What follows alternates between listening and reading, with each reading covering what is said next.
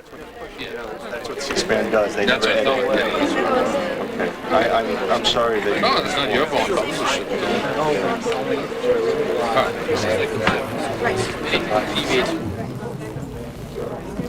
Welcome to Barnes & Noble. I'm glad that all of you could come out tonight. I'm sure that it's such a crowd back there, and I hope that you can hear me all. Can you all hear me? Thank you. And thank you. I will turn it up louder when Mr. Gould gets up. It is a great pleasure of mine to introduce Stephen Jay Gould, since he has taught me so many things, and I think taught us all. There is a saying that Mr. Gould used once in a preface of his books, of one of his books, which he says is an overused saying, but I like it anyway. The fox knows many things, but the hedgehog knows one big thing. And that originally comes from the Greek, but Isaiah Berlin used it in his description of Tolstoy, and he said that Tolstoy was a fox who wanted to be a hedgehog. He knew a variety of things in various ways, and he kept on trying to unite it into one big thing that he could, but he could never succeed. But that tension was always there, and in a way, Darwinianism, I think, is the one big thing that does the variety. And for me, Stephen Jay Gould has provided a whole variety of things for me to look into throughout the world. And if you follow through every one of his references in his books, I think you'd get a great education in Western civilization, which is what his books have been for me, a sort of education in the overall, the great variety. His book tonight is Full House. His books in the past are Ever Since Darwin, Wonderful Life, Eight Little Piggies, etc., etc. Many books on his backlist, and one of my favorite, Mismeasure of Man. So please give a warm welcome to Stephen Jay Gould.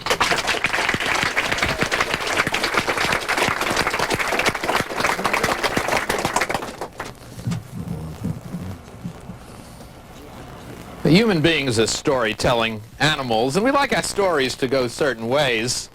We don't really care much for Ecclesiastes-type stories about all rivers running into the sea and the sea not filling up. They don't go anywhere. We like stories about trends. We love trends, because then either something's getting better and we can celebrate, or something's getting worse and we can lament, and we seem to like to do both with equal frequency, depending on the season. And therefore, I think that so many scientific things that need to be explained, but that need to be explained in the narrative mode as stories, fall prey to a peculiar kind of bias that we don't pay enough attention to. Scientists and historians and commentators of science are very used to analyzing politically based biases, socially based biases, but there's also a form of literary bias in which, when, for example, we're saying something about the history of life, which is an intrinsically historical theme in science, we manage to tailor our stories to fit into the kinds of tales we know best. We like to make them tales about trends. Just as one example, which isn't so much about trends, if you ever really look in detail at the histories of theories about human evolution, you might think that they and their changes are based primarily on increasingly better data from the fossil record, but so much of the standard way of looking at human evolution is really just a reflection of the standard themes of myths and sagas. We have the hero, who's conventionally male. In fact, until recent feminist critiques, almost the entire story of human evolution was... I'm getting some awful feedback here.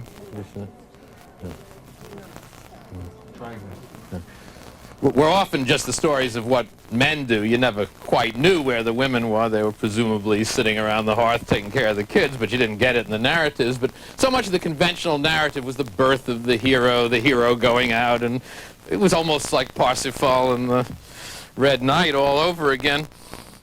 And so I think that's a very important theme. And what I want to talk about today is the way in which we've had wrong views, in fact curiously inverted, not only just wrong, but precisely opposite to the way in which we could find better explanations because of our desire to find trends, that because of our desire to tell stories as tales about trends, individual things moving somewhere, getting either better or worse, we read a whole set of important phenomena quite backwards. Why? Because we don't consider them the way we should, and the way we should is to consider them in terms of full systems. That's the full house of my title, the variation that exists in full systems, and the expansion or contraction of that variation. That may sound very abstract. The talk tonight will be entirely in terms of examples, I promised you, but let me work the abstraction just for another minute. See, what we do when I'll give you an example based on 400 hitting in baseball in a moment, but 400 hitting is not a thing. It's part of a spectrum of variation of batting averages. But when we want to tell stories about trends, what we do is we take a system which has a lot of variation in it, and then we abstract its essence as a single number. We'll look either at the average value, because the average is somehow closer to the essence of the system. Then we'll trace what happens to the average value through time. Or we might just be more interested in the extreme value. When we study the history of life, I'll show you the errors we make when we consider just the most complex thing at any one moment, because it happens to interest us, because we think we're the most complex things now, so I don't want to contradict. And then we study the history of life as the greater complexity of the most complex thing through time, forgetting all the time that there's this enormous bacterial mode, which has been the most common form of life ever since things began. So what we do, in short, is to take either an average value or an extreme value that interests us, and then we trace the history of that single number through time as representative of the system. That's why I gave as a subtitle the spread of excellence from Plato to Darwin, because my argument is that when you try to abstract the full variation of a system as a single number, that you're really falling into the oldest Platonic fallacy of ignoring variation or considering variation just a set of accidents around an invariable and abstract essence. And our task is to abstract the essence, either as a mean or an extreme, and study its history through time. Whereas if you ask what the deepest message of Darwin's revolution is, of course it's the discovery of evolution is obviously of great importance, but in a broader and more philosophical sense, as many commentators have been saying for a century, in a way the more important thing that Darwin did in terms of larger epistemological issues was to teach us that the nature of natural reality is the variation in the system. That is the reality. The abstracted average or the extreme is just something that interests us. The true reality is all the variation. That's it. The variation is not simply a set of convenient measures that we can use to abstract an average. It is the ultimate reality. That's it. That's what evolution uses to change. All right, enough abstractions. Let me Let me just start with one example and show you what I mean. Then I'll get into the two major examples, which are first the baseball one, and then I will talk about progress, so-called, in the history of life. But let's begin with the evolution of horses, because that's such a classic. And we think we know what happens. And I'll show you first the classical slide. This is done by W.D. Matthews, American Museum paleontologist. No, yeah, turn it.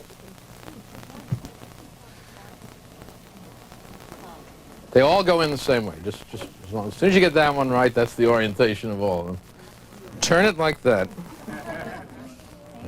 And they all...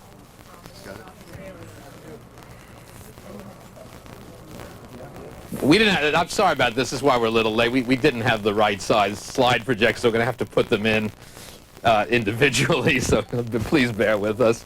Our apologies. This is the classic illustration of the evolution of the horse. It comes from W.D. Matthews, American Museum paleontologist in the 20s. When I was a kid in the 40s, this was still the figure that was used to... And this is what everybody knows about the evolution of horses, right? The evolution of horses is the quintessential tale of linear progress. And here you see it, geologically arranged. Horses show three major trends, right? Everybody knows this. They get larger, they get fewer toes, and they get higher crowned teeth. So you begin with little Eohippus, so-called, and then you go up to the modern horse. That's the increase in size. Eohippus has 4 toes in front and 3 in back. I'm supposed to look. I'm supposed to be wearing one that's functioning, is it not? Yeah. Oh, it's all. I'm sorry. I thought. Yeah. Okay, that's only. Sorry, I didn't realize that. My apologies. I'll come back in. And this is the reduction. This You got a pointer?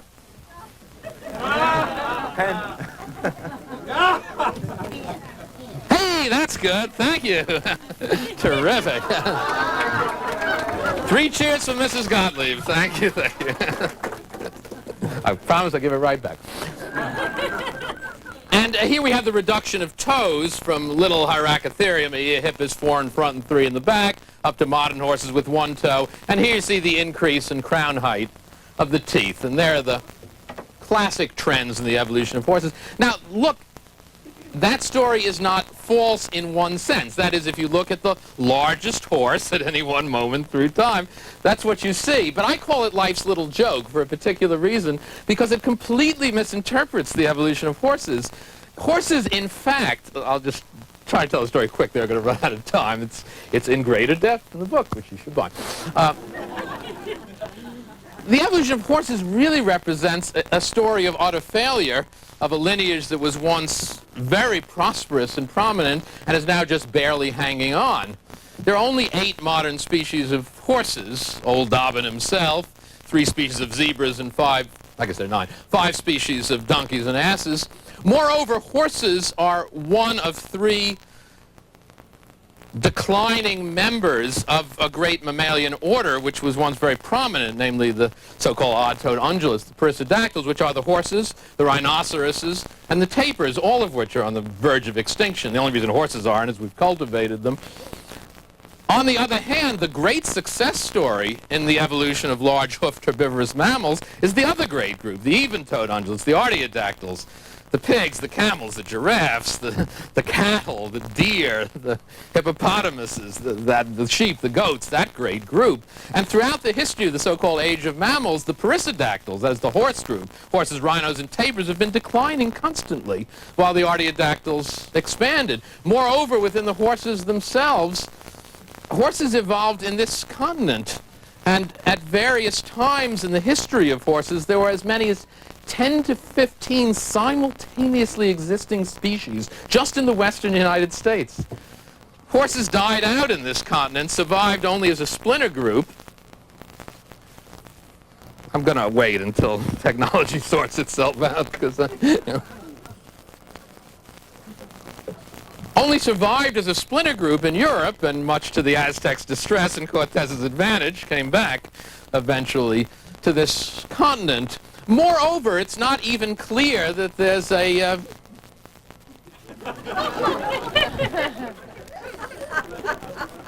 You got everything the way you want? Do we have it? It can evolve, but I'm going to sidestep and let it evolve. Okay, we're going to... where was I?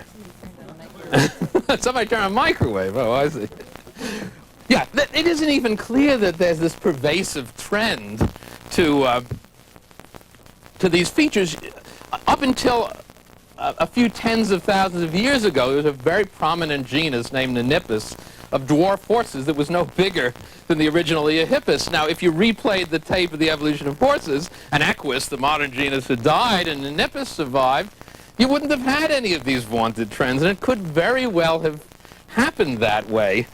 No, you see, there's a real irony in this, and that is evolution is a branching bush, not a ladder. But our models are so caught up in these trend-like ladders that what we try and do is roll a steamroller over the bush. Now, here's the irony of life's little joke, and then I get off this example. And that is that the groups we pick out to illustrate evolution are intrinsically the failures. You see, because we look for groups that have only a single surviving representative, because then we can see it as a culmination or an acme. And that's what the horses are. They were a once enormously successful group that has one living genus.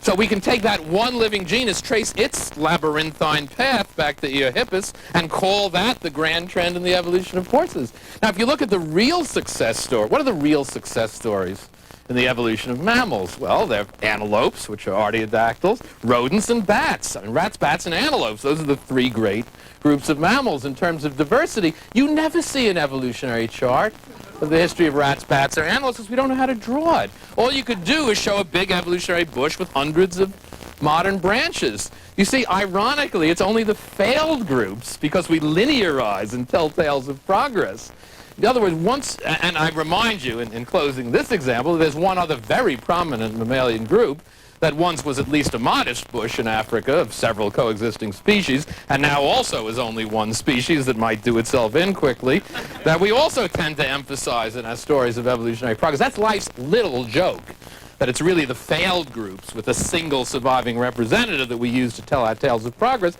and that comes about precisely because we do the wrong thing.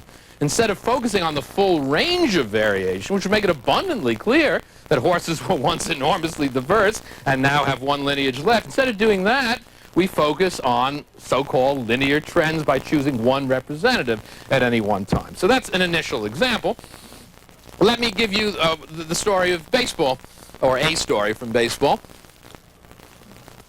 Any baseball fan, because we're all statistical mavens, knows perfectly well that one of the great trends in the history of baseball is the disappearance of 400 hitting.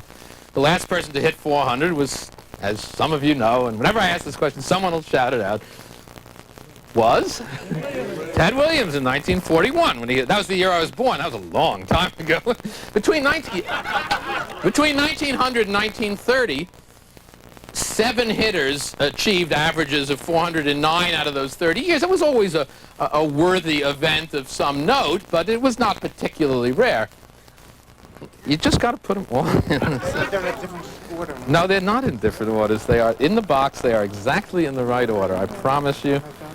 No, don't worry about the dots. They are, I guarantee you, in there in the right order.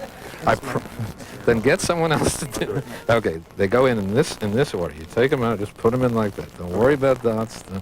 Yeah.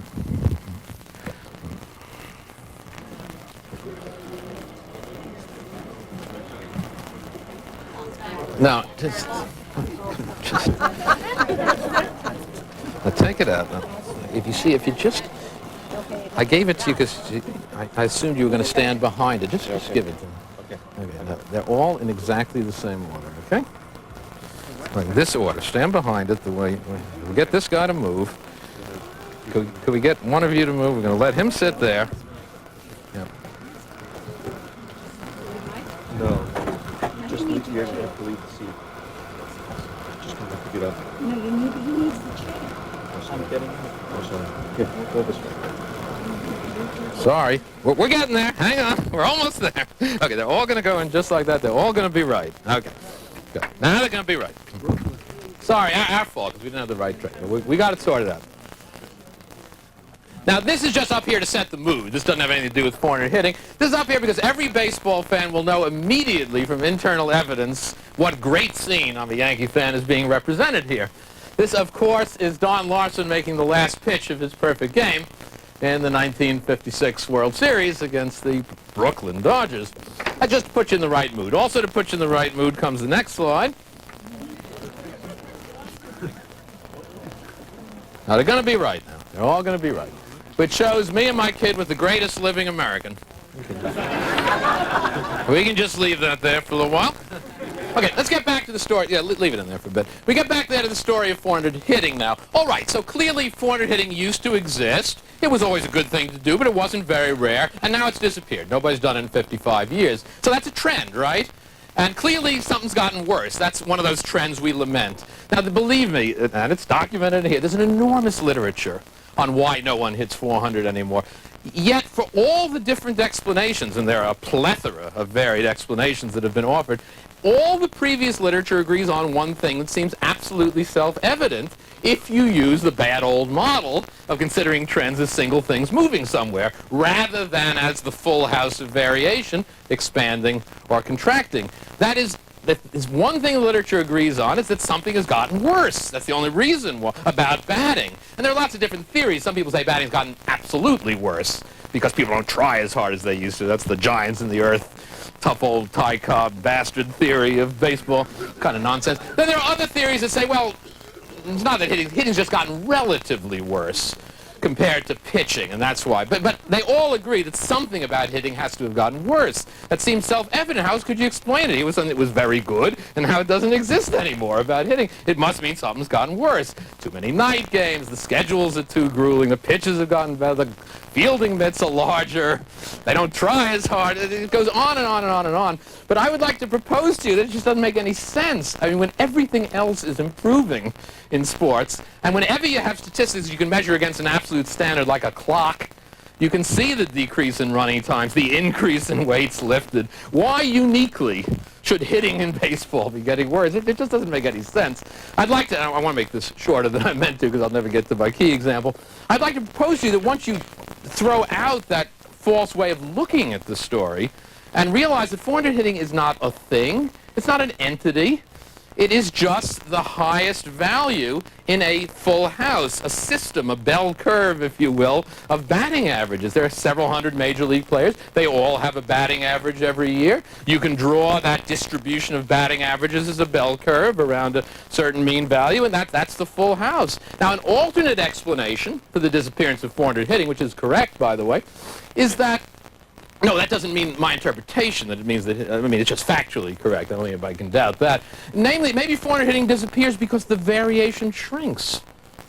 Maybe it shrinks on both ends. Maybe it shrinks around the constant average batting average. Now, if that were true, then you could say, well, that's a different phenomenon. It's not immediately clear that if 400 hitting has disappeared because the variation has shrunk, that necessarily means that batting's gotten worse. If 400 hitting has disappeared because variation has shrunk, maybe that means something else. At least you've got to entertain that. Well, it turns out that's true. That is why 400 hitting has disappeared. Moreover, the variation has decreased around a constant average batting average. The average batting average in Major League Baseball has been around 260, with interesting fluctuations that I won't have time to explain. This year is, by the way, one of those interesting fluctuations, though no one's close to 400. With interesting fluctuations that are always damped out by judicious changes of rules, the average batting average has stayed around 260 throughout the history of baseball. So it can't be that everything's getting worse in batting. The average has stayed the same. What I would propose to you is that hitting and pitching have continued to improve. They have continued to improve, but in balance. So the average remains the same. And as everyone continues to improve, and this is a very common feature in natural systems, the variation has shrunk because everyone is now so much better than early in the century that there just isn't as much variation around the constant preserved balance. It's really as simple as that. I wish I had more time to go into some of the details. Let me run through some slides. I do want to save time for the last example, at least to illustrate the factuality. This is the history of average batting averages through time, and there's been a lot of fluctuation, and there have been some serious ones, including a rise through the 20s and 30s of mean batting averages, but it's always been damped out, and it's always stayed around. This is the one you might want to talk about because fans will remember. This is 1968 when Carl Yastrzemski led the American League at 301, and Bob Gibson had that incredible earned run average of 1.12. But the next year they changed the rules because things were out of whack. They lowered the pitching mound and decreased the strike zone, and the averages went right back up.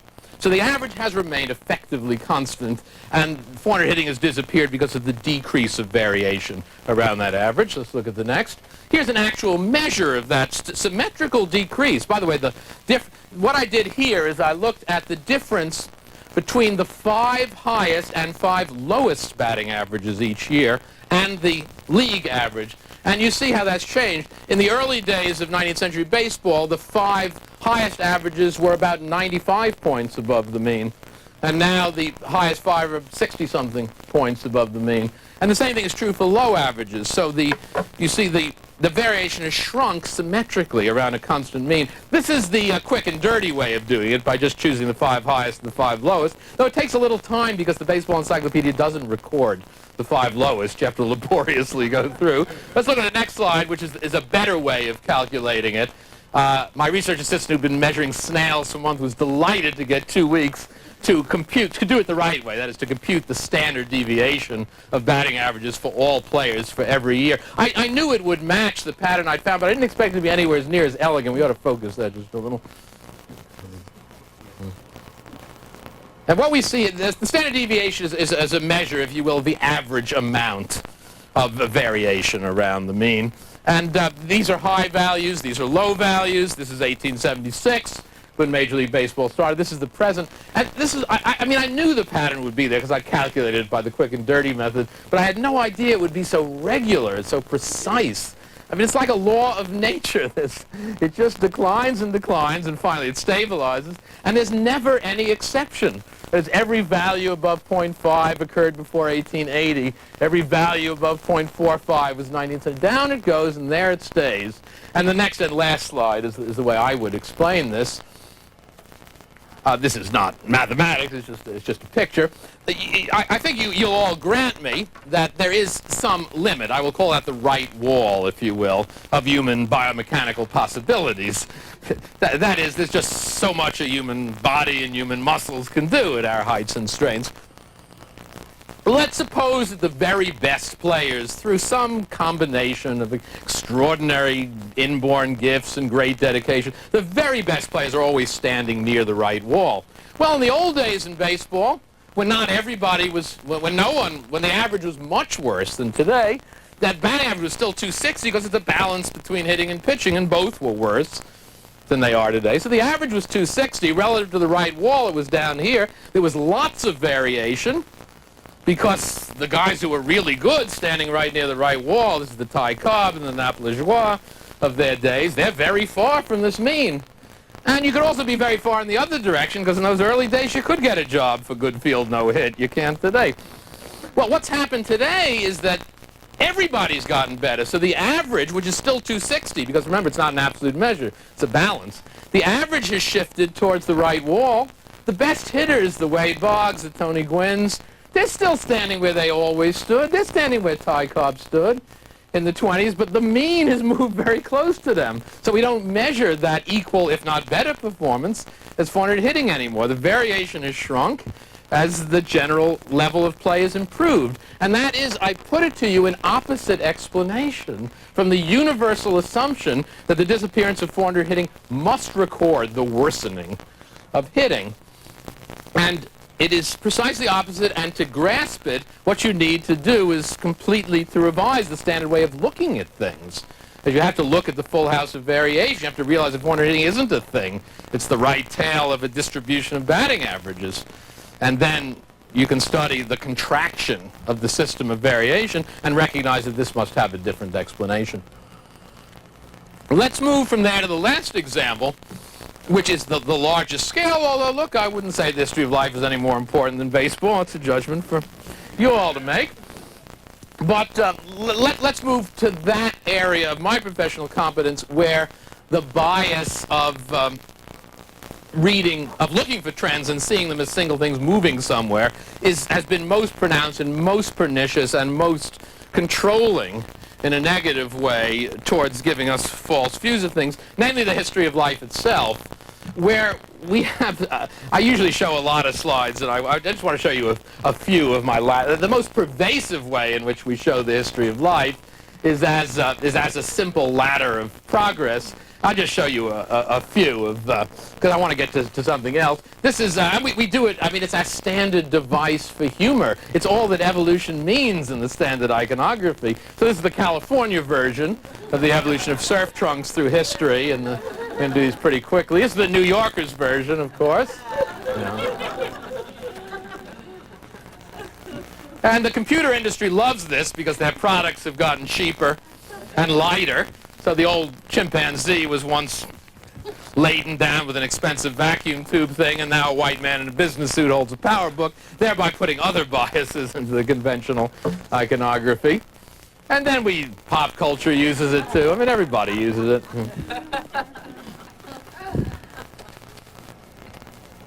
And there's a commentary on my least favorite sport.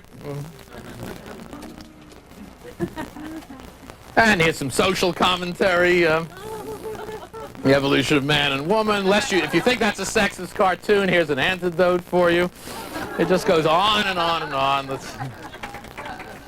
And it's quite international, by the way. Here's some of you may know this story. This is the Pepsi advertising campaign in Israel a few years ago, and they showed the same theme, going from right to left, show you how we encode other biases. It's the only slide I have where these go from right to left. Well, the ultra-Orthodox in Mea Shearim objected, and unfortunately Pepsi collapsed, which they should not have done, and they produced this sanitized version of the ad. See, it's okay to show cultural change, but not physical evolution. Let's see what's next. And then you can make it go the other way. It's still understood. This is to the Super Bowl. And again, these icons are so common that people just sort of automatically use them. There's the same thing on another obsession of ours of recent years. And this is my favorite and the last one. This really nails it, that the only way we think of evolution is the linear path of progress. Why is this funny? It's education in the Bush-Reagan years, but why is it funny? I mean, it's just four monkeys in a dunce cap. A dunce cap. It's only funny with respect to the conventional icon that you don't even see here.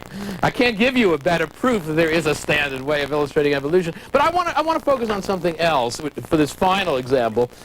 That our whole impression that the history of life must be progressive is based on the same error of the bias that Full House tries to correct. It's based on the error of abstracting one thing at any moment as the essence. In this case, it's the extreme value. The one thing we abstract and take as representative of evolution as a whole is the most complex thing at any moment. Now, it's true. I'm not here to deny everything. If you take through the history of geological time, the most complex thing at any moment, yes, in that sense, if you only look at the most complex thing, sure, there's something you can legitimately call progress. Once on Earth and maybe on Mars, there were only bacteria. You know, then there were simple invertebrates, and then there were horseshoe crabs, and now there are people.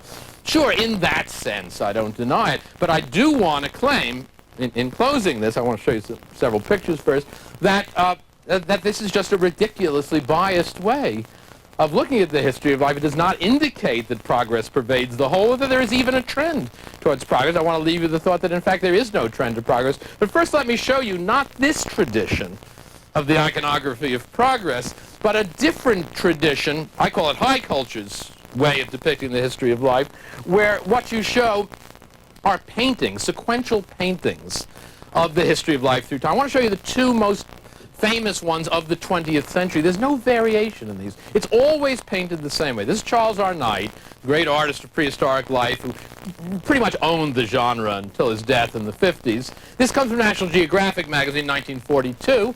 So this is his first scene. These are invertebrate organisms of the Burgess Shale for the Cambrian. And then we look at the next one. Now, he has about 20 figures here. Only 2 of them show invertebrates. That's a problem already to begin with. Half the history of multicellular life is a history of invertebrates only, but as soon as fishes arise, which the next slide will show, you never again see another invertebrate. Now, think about it. Is that fair? Invertebrates don't go away. They don't stop evolving. Fishes are a small lineage, and yet when they appear, invertebrate life is wiped out. Well, you can say you don't care. All I care about is vertebrates, but I think you'll agree, since some of you must be fishermen, that as soon as a lineage of terrestrial vertebrates evolves, then you never see another fish again. Now think about that for a minute. Is that fair? More than 50% of vertebrate species are fishes today. Moreover, almost all of those belong to one group called the teleosts, the higher bony fishes, and the higher bony fishes didn't arise or didn't proliferate until the Cretaceous. Cretaceous is well within the dinosaur age. So because they didn't start till then, you never see it, because as soon as dinosaurs emerge, you don't see fishes anymore in these conventional iconographies. So by virtue of that bias, of only showing the thing that, it's not even the most complex thing, the thing that you think is most complex or most human word, you're wiping out more than half of the story of vertebrates. Now, that is not fair. That is not an adequate depiction of the history of vertebrates. It's so oddly skewed use of surrogates to represent the whole history of life of some parochial thing that you think is the most complex because it's on the way to you or something like that. I don't even know what to call it. It's not the history of life. Now, if these iconographic series were termed the march towards man, well, I could say that's biased in lots of ways, but at least they'd be saying what they claim to show, but they never do. These are presented as the history of life. So, as I said, as soon as land life emerges, you never see another fish. And now you might think that this is the exception, but it's not. You see, it's okay to show a marine scene again, but the only thing you're allowed to show in the water are members of the currently dominant group that have reverted to the old environment. There are no fishes here. This is a mosasaur. It's a lizard that's gone back to the sea. You don't show any fishes. Only members of dominant groups that have gone back to an old environment. And then it goes on up its conventional sequence to the mammoth and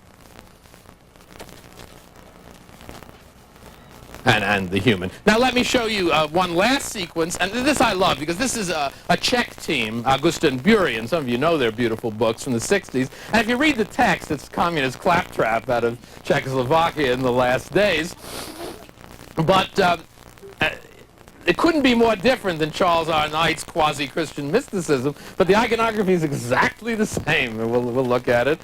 There's just no variation. So at least you get 3 invertebrates in Augusta and Burian, but they had 60 pictures. This is their Cambrian scene. If anybody can turn the lights on, it'd be nice. This is their Ordovician scene, going up the geologic column. Their Silurian scene, again, horseshoe crabs. This picture is upside down in the book. On page 13. I believe. Oh, now it's even worse here. No, I just showed that one. Get rid of it. Go to the next one. Oh, I'm sorry. I was making a comment about the book. It was right. I'm sorry. Cancel that silly stuff. Okay. As soon as you get fishes, you never see invertebrates again. Yeah. No, I was saying it was upside down in the book. You showed it just fine. It's the book. It's my fault. The book. And as soon as you get dinosaurs, you never see fishes again. And even if you show dinosaurs in the pond, you don't show fishes. And you can have the marine scenes with the mosasaurs and the pterodactyls. Oh, here's a little fish, but it doesn't really count. It's just prey in the pterodactyl's mouth. And then you see mammals, and then all right, now finally, because I'm running a little out, give me about 2 or 3 more minutes, I want to show you the full house view. And we'll see the last slide, and we'll leave it up. Oh, I'm sorry, I forgot there are 2. I want to show you that it's not just sort of funny and without consequence, that there are also sometimes rather pernicious political consequences of a false view, that you need to tell a tale of human history as a tale of progress. This is a pre-evolutionary, 1799, a pre-evolutionary English version in the racist mode of going up from Africans to Indians to Orientals to whites to Greek statues as the history and one more. This is not a racist tract. This is from the leading antebellum textbook of American anthropology, not in Glidden's Types of Mankind, and it's anything evolution from the chimpanzee to the black man to the Greek statue. So these can have pernicious consequences. And now we'll go to the final slide. All right, here's an alternative view, which I just want to sketch for you, and then I'll sit down. And that is this. Let me just, as quickly as I can, give you an alternate view based on the full house of complete variation for why, even though it is true that once there were bacteria and now there are people, I'm not going to deny that it is also true that there is no trend in any meaningful sense to progress in the history of life. All right, here's the alternate story, which I think is right. Life begins as a result of the way organic chemistry and the physics of self-organizing systems work, and it begins in the ocean at least 3.5 billion years ago. Now, by virtue of the way in which it starts, life has to begin structurally about as simple as it could possibly be. I mean, think about it. You cannot, given the way chemistry and physics work, begin the history of life by precipitating a tiger out of the primordial soup of oceanic chemicals. So the first living thing is going to be right. Now, remember I talked about a right wall, the limit of human possibilities? Now let's talk about a left wall, the lower limit of conceivable, preservable complexity in the fossil record. And I would put it to you that when life first originates, that's where it has to originate. That's just a consequence of chemistry and physics. It originates near the left wall. You can't get anything much simpler than a bacterial cell, the first kind of thing that's preservable in the fossil record. So that's where life begins, and life is enormously successful. Early in its history, it builds a substantial mode, which is the most common value in a frequency distribution, a bacterial mode. Now, what has happened since then? Here's the interesting point. Well, there's no room to the left of the mode. I mean, life can go on. Life has been successful. That's the real trend. Life has expanded. But here's your original bacterial mode virtually next to the left wall. There's no room between that bacterial mode and the left wall. So all that can happen is, since there is room in the domain of more complexity, every once in a while, a small number of species moves somewhat towards the right. Nothing can move much towards the left. And so life's frequency distribution today is what statisticians call enormously right skewed. That is, there's room to have an extending small tail dribbling out to the right. But you know what? The mode has never changed. This is still, you know, you may remember the old textbooks used to call this the age of man, thereby putting a couple biases together. Many people realize that's parochial. A lot of people now like to talk about the age of mammals. If they're more generous, they may say, hey, there are only 4,000 species of mammals and more than 1 million described of insects. This must be the age of insects. But, it isn't that either. We are now living, we have always lived, and we always shall live until the sun explodes, in the age of bacteria. That's what it was when life started. That's what it is now. Bacteria are the dominant forms of life on Earth. They live in a wider range of environments than anything else. They have a broader range of biochemistries. You can't nuke them to destruction. They've been around forever. And if they are as common in pore spaces in rocks down a couple of miles into the Earth's interior, then even their weight, their total weight, may actually be greater than all the biomass in the forest trees of this Earth, which has traditionally been assumed to be, reasonably, I always thought so, the bulk of weight. This is a bacterial world. We can't live without them. They can live without us. They're just keeping quiet until we strut and fret our hour on the stage. It's always been their world. It is now, and it always will be. But we, because we love to spend more attention looking at this parochial little right tail, we allow ourselves to think that it's really ours. Now, let me make a final point, which I think you might say, well, okay, I understand. That's interesting. I never thought about that. Yes, bacteria are dominant. Yes, the bacterial mode has never changed. Yes, maybe he's right that the most outstanding feature about the history of life is the constancy of the bacterial mode throughout all that time. But hey, look, I'm me, I'm parochial, I love the right tail because I'm on it. I want to focus on that. At least you will allow me that there is a preferential movement. Even if most things stay here, I'll grant you that. This surely is a preferential movement. Well, first of all, if there is, and I want to end by saying there isn't, if there is, it's not because things are so good out here. It's only a structural consequence of there being no room in this direction. Right tails will be produced in systems under completely random motion. And let me illustrate that with the standard statistical model called the drunkard's walk, which every teacher of statistics has used. Just another way of representing coin flipping, but I think you'll see it's exactly like this. Here's the paradigm. Man staggers out of the bar dead drunk, and here's the bar. The bar is literally the wall here, and he's against the wall here. And 30 feet to his left is the gutter. Now, he's going to stagger absolutely at random, completely at random, no preferred direction. And he's going to stagger 5 feet every time he staggers at random, along a line. Now, where does he end up every time? I mean, he's going to end up in the gutter every time. It will look like directional motion. But it isn't. The reason why he ends in the gutter is there's a wall here. Literally, when he hits this wall, he goes off in that direction. There's nothing constraining him in this direction. Eventually, he's going to get to that gutter. It's like flipping 6 heads in a row. That's what I say. It is like coin tossing. And as you know, you eventually will do that. He will end up in the gutter every time. This is the same situation. The bacterium is like the staggering drunk. It begins next to the left wall, and the right tail is going to have to develop. Now, last point. That doesn't mean that this has to be a random system. It can develop that way, but maybe there really is a bias. And the only way you can test it is you have to look for the history of lineages that begin somewhere in the center, so that they have room to move in either direction. Because then we can make a test. It's no fair starting here, because the lineage starting here can't move to the left. Suppose you start with the first mammal, say, or the first ammonite, or the first horse. See, then they're beginning somewhere out here, so they're free to move in either direction. And as a final point, there have not been many such studies, because paleontologists started getting interested in this problem. But the few technical studies that have been made, we try and quantify complexity. There have been studies of the mammalian vertebral column. There have been studies of the suture patterns of ammonites. There have been studies of size in foraminifera, single-celled thing. There are studies of mammalian tooth complexity. And in every single case, there aren't enough to make a generalization, there is no preferred trend towards greater complexity, as many species arise this way as that way.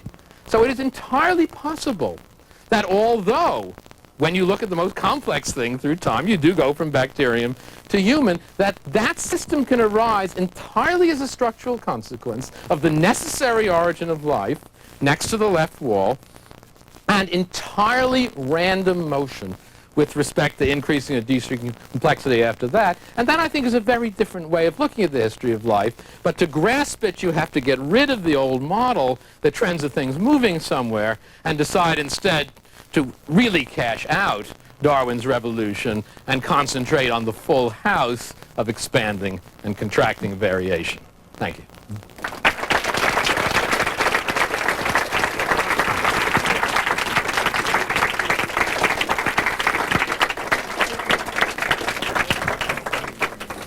So what are we doing? A couple minutes of questions and then signing?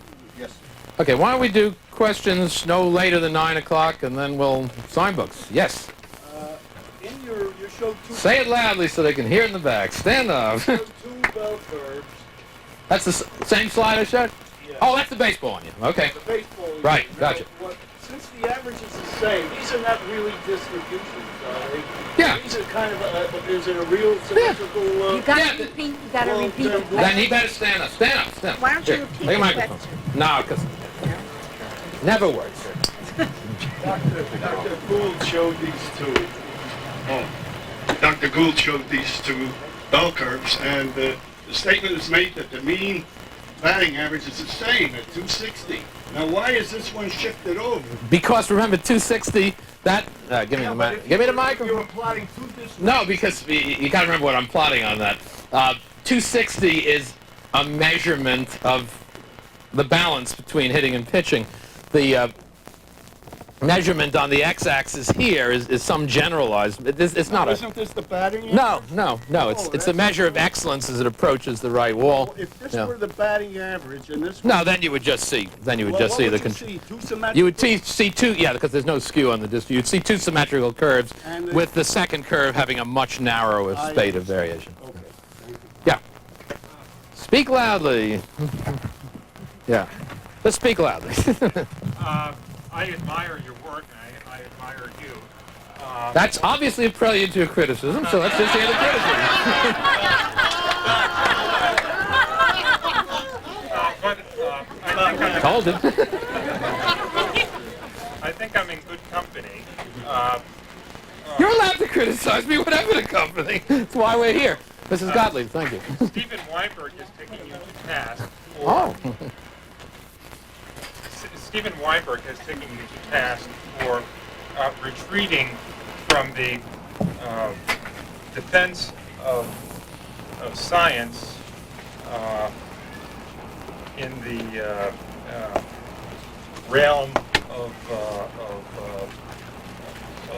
contradictions with religion. And it seems that you have retreated from. Now, wherein would you identify that supposed retreat? In his book, Dreams of a Final Theory, he refers to a review of a book written by a professor from the University of California. Yeah, Philip Johnson. I didn't like the book. But you seem to say that religion and science are compatible. Sure they are, because they do different things. No, well, physicists believe, well, I have to... Remember the full house of variation, even among physicists? I don't think Well, that's not true. I don't think you'll find a reputable physicist. I'm one. I don't think you'll find a reputable physicist anywhere who will be able to say that science and religion is compatible. I think what you're misunderstanding is... Virtually all physicists believe that religion is superstitious nonsense. No, I think what you're missing, that after all, it's the standard theological position that they're compatible. That's what most liberal theologians hold. The problem with the creationists is they don't hold that. They want the whole territory. The claim of compatibility is based on the assumption that the domains are separate, that the domain of science is the study of the factual universe and its explanation, and the domain of religion is the study of ethics and values. That's why they're compatible, because they do different things.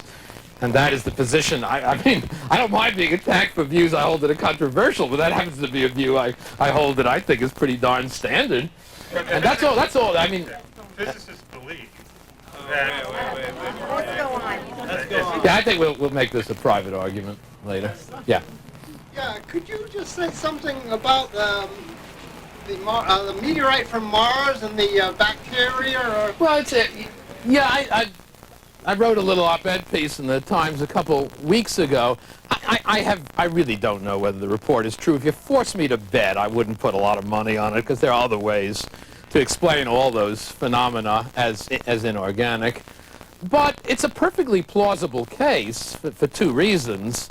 Namely, that if their reports of age are correct, and those have been confuted also, or argued about also, because life arose on Earth very quickly. By 3.6, 3.5, there was life on Earth, soon after the Earth's surface consolidated, so that you could have it. Secondly, we know that Mars had running water for the first billion years or so of its history, and therefore had conditions suitable for life. Consequently, it's eminently plausible. What you have to realize, there's an enormous difference between life at bacterial grade, which to me is the way physics and chemistry manifests itself on planets in certain conditions, and to put it in a summary way, little green men, which is a result of inordinately improbable and unrepeatable contingencies on any particular planet. I think with respect to the argument of Full House, and why I was so glad to see that report, is that if it's true, and I'm rooting for it, though I said I wouldn't put much money on it, if it's true, this bacterial mode may not only be earthly, it may be truly universal, which I think even enhances the argument of the importance of the bacterial mode. Yeah. Yep. Behind your curve with the bacteria, saying we live in a world which is bacteria concentrated primarily. That's it. In time, wouldn't you expect, since the expansion can only go toward the right, that will decrease and more mammals, et cetera, will... No, I don't think so, because I don't know how many spaces there are for mammals. There's 4,000 species of mammals. They seem to be pretty much most places where mammals can be. The bacterial mode has never gotten lower. If anything, it's probably gotten higher. No, I don't think it's a question of time. I think it's of the nature of the distribution that this right tail is very small. There isn't a general concentration of things there. Well, maybe. That remains to be seen. It's possible. Yeah. No, it's possible. I mean, look, it's interesting. As my colleague Dick Lewandon put it, if the Earth is about halfway through its lifetime with respect to the age of the Sun, at least some predictions for the Sun say it can last another 5 billion years or so. It is an interesting fact that it took about half the history of the Earth, which is 4.6 billion years old, to produce self-consciousness. That's a pretty long stretch of time, but we got a few billion more years. No, I mean, sure. I don't know where it's going from here. One more question, yes. Hi, this ideological shift, and correct me if I'm wrong, that you're talking about in terms of random diversity rather than some kind of programmatic plan towards more complexity, that's really rather fundamental, isn't it? You're saying if we can just think of it a different way. It's almost like the ideological battening man got in the Renaissance when he was told that, the sun stays fixed and Earth goes around it. But here we are supposed to be thinking like a kind of random shift and not a kind of planned progression towards more complexity, of which we are the fruit or the result. I'm just saying, to me, it seems like a profoundly different way to think, and it is hard. The question, we can't hear it back here at all. Hi, I was just saying that I thought that what he's asking us to do in terms of thinking, I guess the trend towards more complexity, of which we are the fruit, is a shaking kind of notion. In a sense, like in the Renaissance, when we were told that the sun stood still and the Earth went around the moon, and here we are to think of ourselves, in a sense, as kind of an accidental development. Nothing, in a sense, in a kind of continuum of progress. And to me, it's a profound shift of thinking. Yeah, well, you just said before in almost an offhanded way, though I think you understand the repercussion of this. Think of it this way. And it's, even for somebody who's willing to think it that way, I'm just saying I think it's a really profound shift of thinking. Oh, yeah, no, I think it is profound, but I think what's... the reason why I perhaps wouldn't make as big a claim for it as that is it really is the consequence of Darwin's insight. We've just never cashed it out. If it were a new insight based on a fundamental new theory, what we have is an odder situation. I think you're right, but what we have is an odder situation. Here's a theory proposed in 1859 which carries these implications as consequences, but because of a set of deep biases in the way in which our culture looks at things, we have never really cashed out the implications of Darwin's worldview, and that's what I'm asking. Thank you all very much. We're signing books as long as you want.